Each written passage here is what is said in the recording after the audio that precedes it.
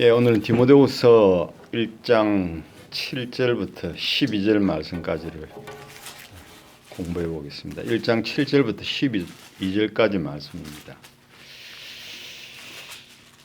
1장 7절부터 12절까지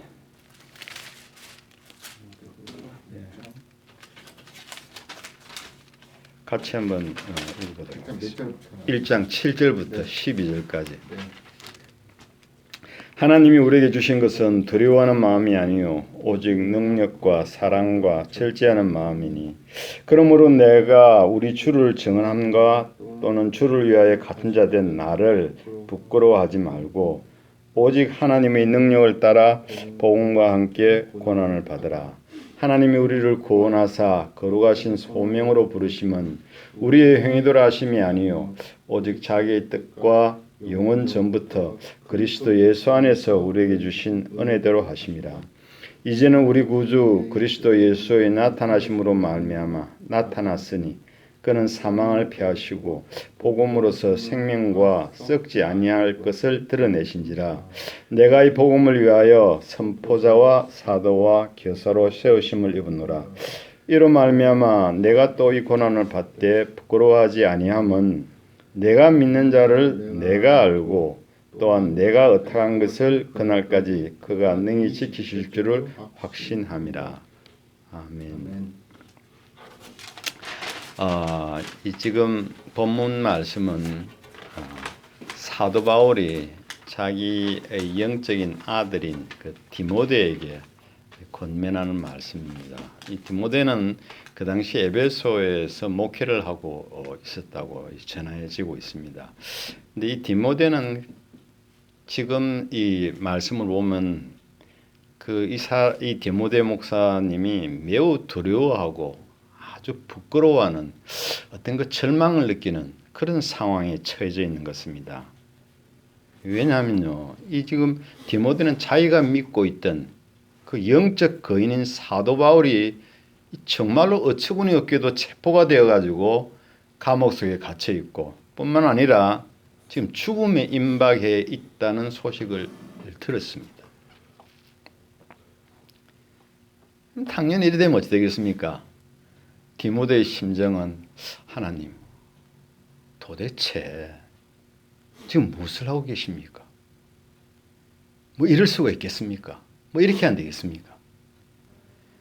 평생을 주님을 위해서 살아온 자를, 또 모든 세상 부귀 영화를 다 버리고 주님을 위해서 헌신해 온 그 자기의 스승이자 아버지인 바울이 감옥에 갇혀서 죽게 되었습니다.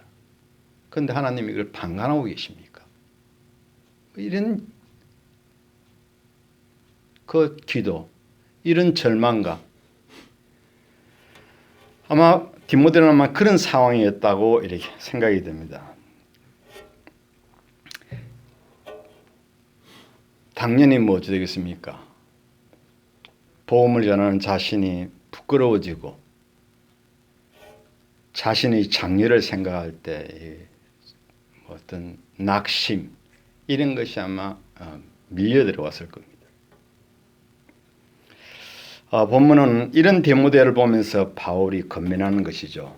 오늘 본문 말씀을 보면은 절망 중에 대처할 수 있는 유일한 해답이 바로 이 복음의 진리라는 겁니다.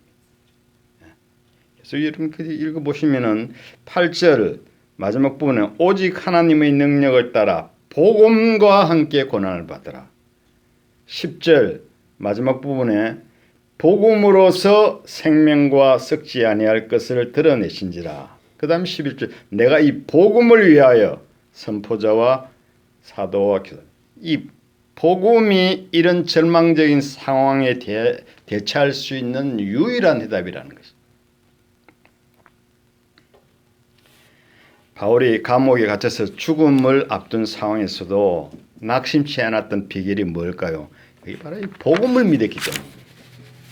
그래서 이 오늘 본문 말씀을 요약하면 바울은 디모데에게 이렇게 이야기하는 겁니다. 디모데야, 너는 지금 내가 직면하고 있는 그 문제를 해결할 때 나 바울에게 어떤 그 해결책이 있다고 생각하는데 그렇지 않다는 거예요. 이게 잘못 생각한 것이다 말입니다. 모든 것이 하나님의 능력에 달려있다. 나를 바라보지 말고 복음의 진리를 확실히 믿고 기본으로 돌아가라고 권면하고 있는 겁니다. 복음의 진리에 대한 분명한 확신이 없다면 내가 지금 직면해 있는 문제는 해결되지 않는다. 내가 뜻하는 바도 이룰 수 없다고 이렇게 지금 권면을 하는 것이죠. 바울이 디모데에게 상기시키는 바가 바로 이 복음의 진리입니다. 12절 말씀 보면은 이로 말미암아 내가 부끄러워하지 아니한다. 고난을 받을 때 부끄러워하지 않는다. 고난을 받는데 왜 부끄러워하지 않습니까? 이 바울은. 고난을 받으면 좀 부끄럽죠. 왜 부끄럽지 않습니까? 그런데 바울은 부끄러워하지 않는다는 겁니다. 왜 그렇습니까? 바울이 대답이 이겁니다.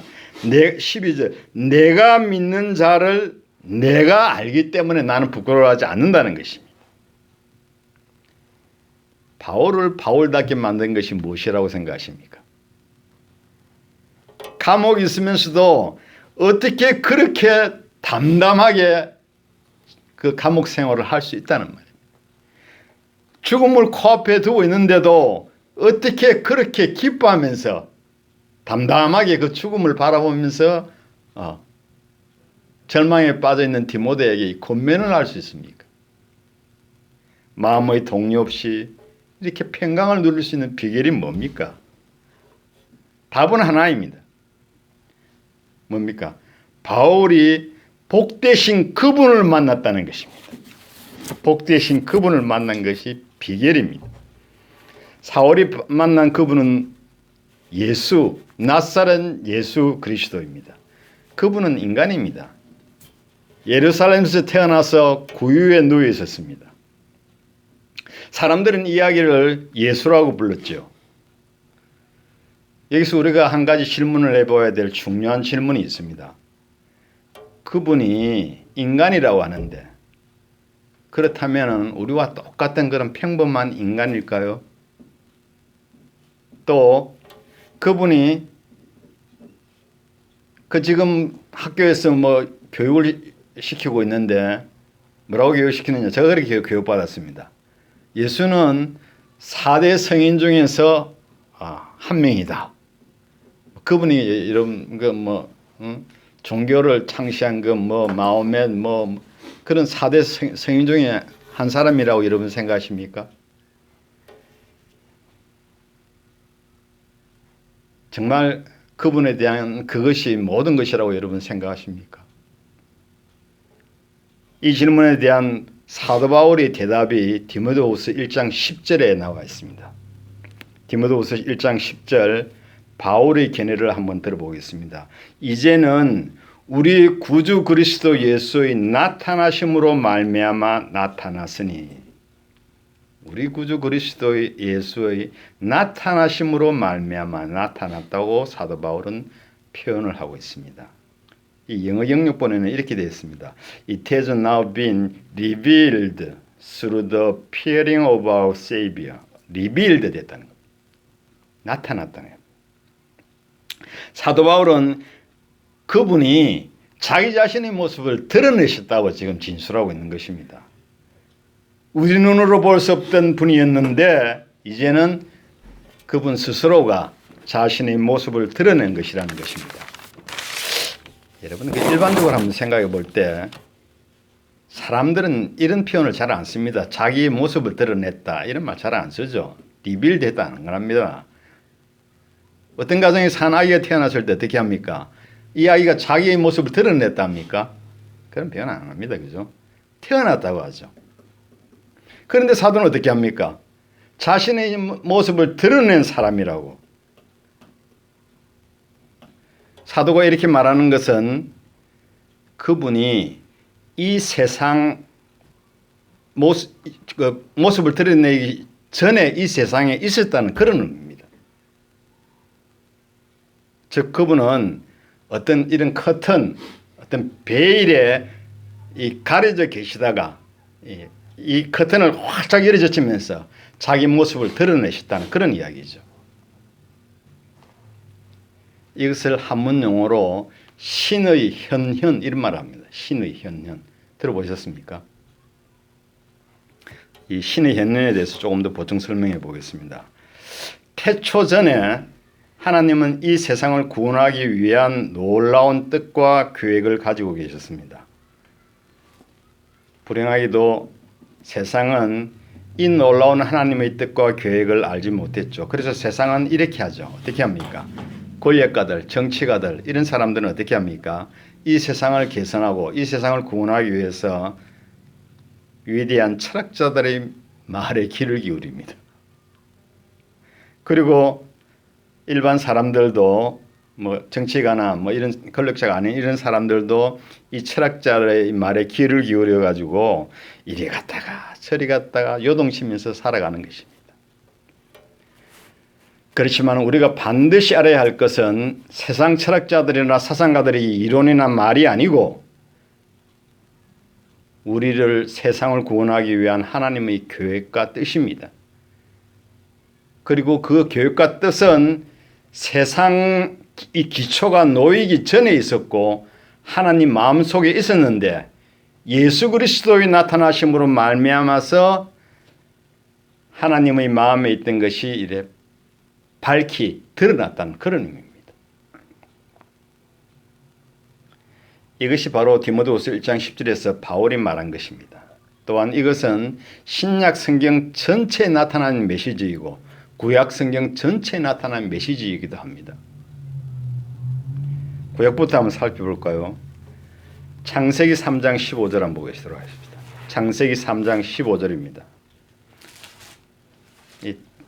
인간이 타락한 이후에 하나님께서 인간에게 약속하신 내용입니다. 같이 한번 읽어보겠습니다.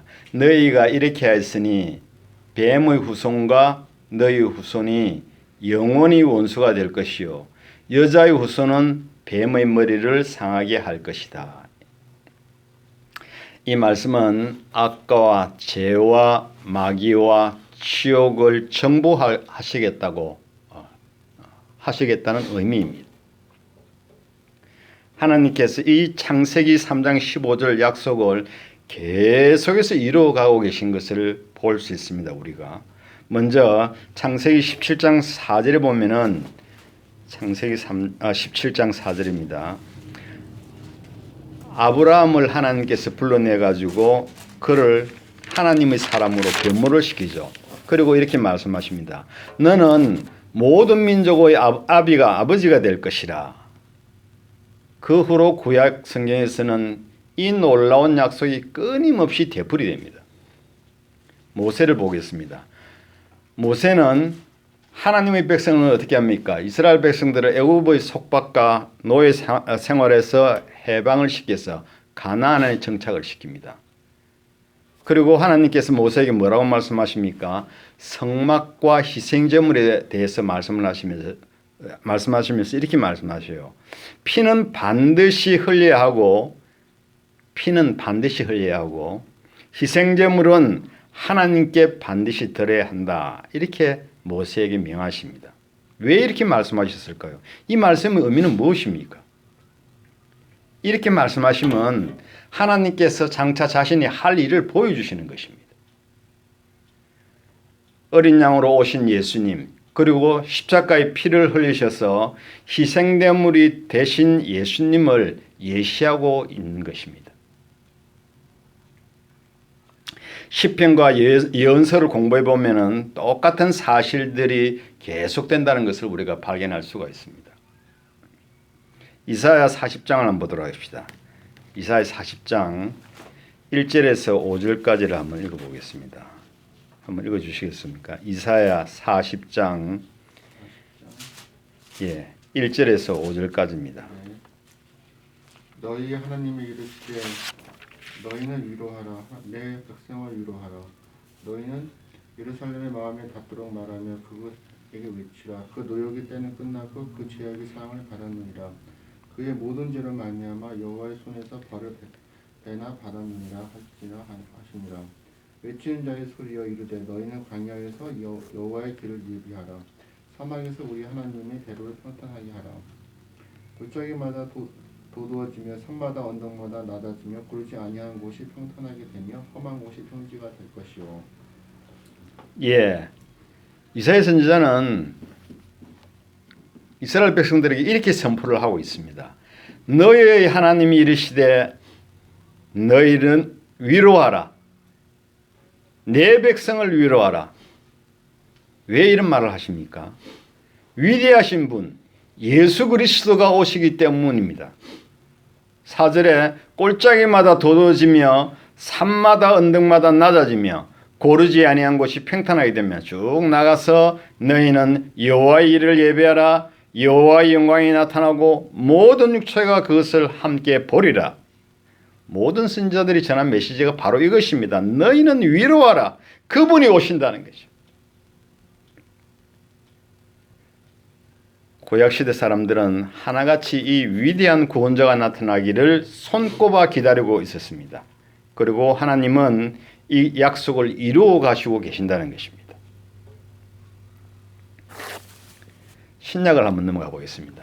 구약 뭐 계속 많은데 나놓고 일단 신약을 한번 넘어가 봅시다. 갈라디아서 4장 4절 5절 말씀입니다. 갈라디아서 4장 4절 5절 말씀을 한번 보도록 합시다. 예, 4절 5절 한번 읽어보시겠습니다. 내가 참에 하나님이 그 아들을 보내사 여자에게서 나게 하시고 율법 아래 나게 하신 것은 율법 아래 있는 자들을 속량하시고 우리로 아들의 명분을 얻게 하려 하십니다. 예, 그게 첫 단어가 때가 참에라는 말에 좀 주목해 보시기 바랍니다. 때가 참에.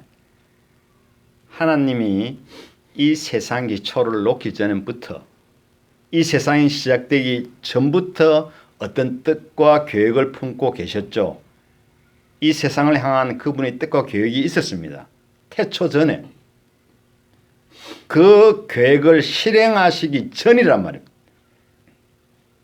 때가 참이란 말은 그 계획을 실행하시기 전에 이전까지 모든 준비를 하고 계셨는데 드디어 때가 왔다는 겁니다. 때가 무르익자 그분이 오셨다는 그런 말씀입니다. 때가 참에 하나님이 그 아들을 보내사 여자에게 나게 하시고, 이것은 너무너무 중대한 일입니다. 주님의 나타나심, 수많은 선지자들이 예언한 그분이 오셨다는 것입니다. 하나님이 계획하시고 마음에 품으시던 것을 밖으로 밝히 나타내셨다는 말씀입니다.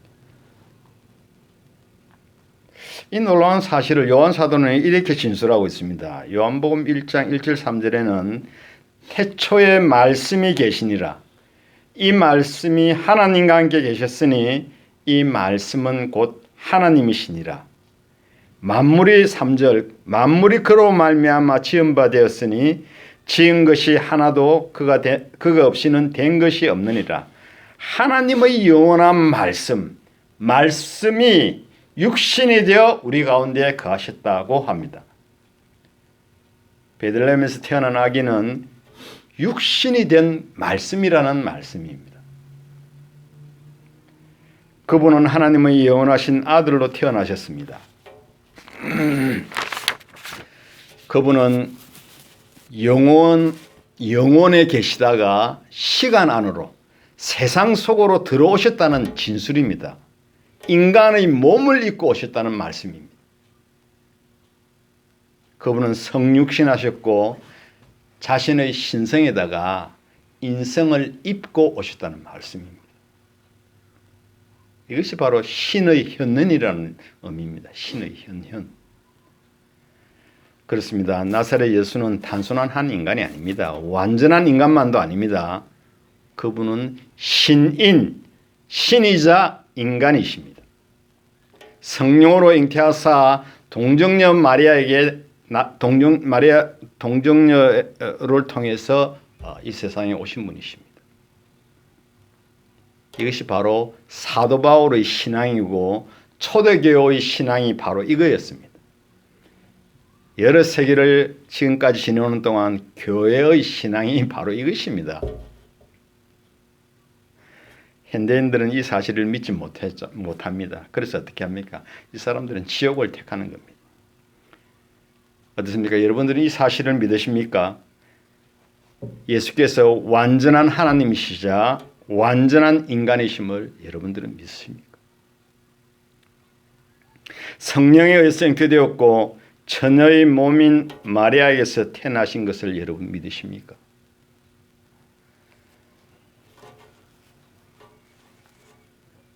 지금 우리는 신의 현현에 대해서 쭉 살펴보고 있습니다. 조금 더 깊이 들어가 보겠습니다. 예수님의 나타나심은 성자 하나님이 하늘에서 이 세상으로 오셨다고 진술하는 것입니다. 요한복음 3장에 하나님이 세상을 이처럼 사랑하사 독생자를 주셨으니, 성자 하나님은 하늘에서 이 세상으로 오신 분이십니다. 그분은 여자의 후손입니다. 하지만 육신의 아버지가 없습니다. 그분은 성령으로 잉태되셨습니다. 그분은 구약에 오랫동안 예언되어 온 바로 그분입니다. 세례 요한의 아버지 사가랴가 그분에 대한 예언을 갖다가 받았습니다. 사가랴뿐만 아니라 대천사 가브리엘도 그분에 대해서 진술을 하죠. 가브리엘이 그 예수의 어머니 마리아에게 이렇게 말을 합니다. 찾아와서 어떻게 합니까? 누가복음 1장 28절에 보면 은혜를 받은 자여 평안할지어다 주께서 너와 함께 하시도다. 42절에 여자 중에 내가 복이 있으며, 이 말을 들은 마리아는 두려움을 느낍니다. 누가복음 1장 30에서 35절을 한번 보도록 합시다. 마리아와 천사가 대화하는 장면이 나옵니다. 1장 30절에서 35절까지 한번 읽어볼까요? 누가복음 1장? 예, 1장 35절이요? 예. 천사가 이르되 마리아여 무서워하지 말라. 네가 하나님께 은혜를 입었느니라. 보라 네가 잉태하여 아들을 낳으리니 그 이름을 예수라 하라. 그는 큰 자가 되고 지극히 높으신 이 아들이라 일컬어질 것이요 주 하나님께서 그 조상 다윗의 왕위를 그에게 주시니니 영원히 야곱의 집을 왕으로 다스릴 것이며 그 나라가 무궁하리라. 마리아가 천사에게 이르되 내가 남자를 알지 못하니 어찌 이 일이 있으리이까. 천사가 대답하여 이르되 성령이 네게 임하시고 지극히 높으신 이의 능력이 너를 덮으시니 이러므로 나를 낳으실 바 거룩한 이는 하나님의 아들이라 일컬어지리라. 아멘. 이분이 누구십니까? 지금 천사가 마리아와 이야기하는 그 이분은 단순한 인간이 아닙니다. 인간의 몸을 입은 하나님이십니다. 한 몸 안에 두 본성을 지닌 인간이십니다. 그분은 완전한 하나님이시자 완전한 인간이십니다. 그분이 지금 나타나신 겁니다. 여러분 한번 생각해 보십시오. 우리에게 필요한 것이 뭡니까? 위대한 메시지입니까? 뭐 위대한 가르침이 필요합니까? 그런 게 아니죠. 우리를 구원하실 수 있는 분, 그런 위대한 존재가 우리에게는 필요하지 않아요. 그렇지 않습니까? 바로 그분이 여기에 오셨다는 겁니다. 하늘에서 내려오신 하나님, 영광스러운 하나님의 아들, 그분이 오셨다고 신구약에서 똑같이 말씀하고 계신 겁니다. 이상은 신의 현현에 대해서 공부를 해봤습니다. 12절 말씀을 한번 보도록 합시다. 12절 말씀, 디모데후서 오늘 본문 말씀 12절. 이로 말미암아 내가 또 이 고난을 받되 부끄러워하지 아니함은 내가 믿는 자를 내가 안다는 겁니다. 이 사도 바울은 자기가 믿고 있는 그분이 누구인가를 사도 바울은 알았다는 말이에요. 또한 내가 의탁한 것을 그날까지 그분이 능히 지키실 줄을 확신함이라. 그분은 여러분이 알다시피 학교 문턱에도 가본 적이 없습니다. 겨우 뭘 배우셨습니까? 목수의 일을 좀 배웠을 뿐입니다.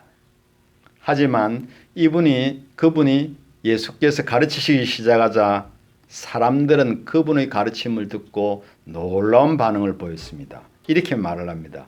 이 사람의 말은 권위가 있고 바리새인이나 사도인하고는 다르다. 같지 않다. 이런 반응을 보입니다. 또 한 번은 제사장들이 그 당시에는 뭐 최고의 권세를 가지고 있던 사람들이 병사들을 보내가지고 이 예수를 체포하라고 합니다. 그런데 이 병사들이 갔다가 돌아와가지고 이 제사장들에게 보고한 내용이 이렇습니다. 요한복음 7장 46절에 이렇게 보고합니다. 그 사람이 말하는 것처럼 말한 사람은 이때까지 본 적이 없습니다. 우리는 그분의 몸에 손을 댈 수가 없었습니다. 왜요? 그분에게는 무언가가 우리가 감히 가까이 할 수 없는 어떤 무엇인가가 우리를 압도하고 있었기 때문입니다. 권위 같은 것 말입니다. 우리는 그처럼 권위 있는 말씀을 하는 것을 들어본 적이 없습니다. 이것이 그 병사들의 보고입니다. 예수님께서도 자신의 권위에 대해서 여러 가지 진술들을 많이 하셨습니다. 마태복음 5장 21절에서 22절 쭉 보면은 이런 말씀이 있습니다. 마태복음 5장 21, 22절입니다.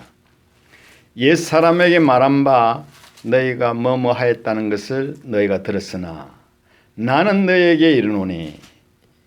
이 말씀은 모세가 옛사람 그 유대인 조상들이죠. 조상들에게 이런 말을 하였는데 예수님인 나는 너에게 이르노니 이렇게 합니다. 나는 너에게 이르노니 이렇게 말씀하시는 것입니다. 이 말씀을 보면은 내용이 이렇습니다. 예수님께서 나는 너희들이 가장 권위를 두고 있는 모세보다도 나는 더 권위 있는 자다. 그것을 너희가 알아야 된다. 이 말씀입니다. 또 다음 같은 말씀 어떻습니까? 요한복음 14장 6절 예수님이 말씀하시기를 내가 곧 길이요 진리요 생명이니 나로 말미암지 않고는 아버지께로 올 자가 없다.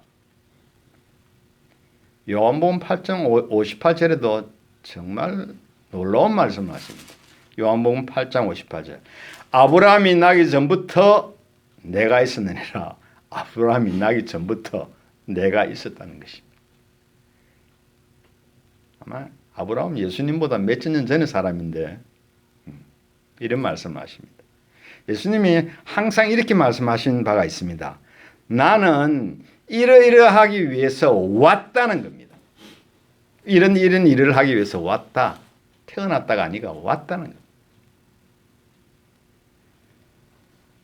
그분은 세상 안으로 들어오신 겁니다. 그분의 주장에 여러분 주목하시기 바랍니다.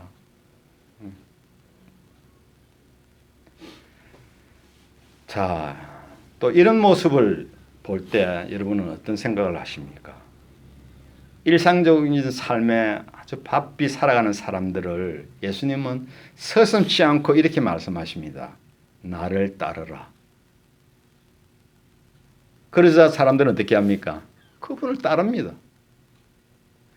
사람들에게 이와 같이 완전한 헌신과 완전한 순종을 요구하는 이분은 여러분 누구시라고 생각하십니까?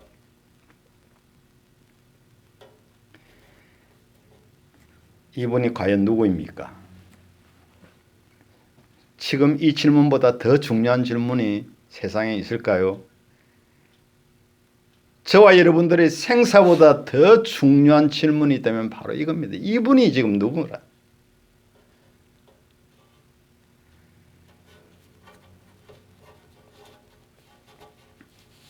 다음은 예수께서 행하신 기적과 증거 이런 것들을 공부해 보도록 하겠습니다. 요한복음에 의하면 기적은 무엇인가? 요한복음에 의하면 기적은 어떤 징표라고 합니다. 징표, 표징, 징표. 우리가 결혼할 때도 징표로서 예물을 교환하고 있는데 기적이 바로 그 어떤 징표라는 겁니다. 주님이 사람들에게 자기의 정체, 자기의 신분을 드러내기 위해서 사용한 그 징표가 바로 이 기적이라는 것입니다. 특히 사람들이 그분을 믿지 못하니까 자기를 증거하기 위해서 사용한 것이 바로 이 기적이라는 그런 말씀입니다. 요한복음 10장 38절에 예수님이 이렇게 말을 하십니다. 요한복음 10장 38절입니다.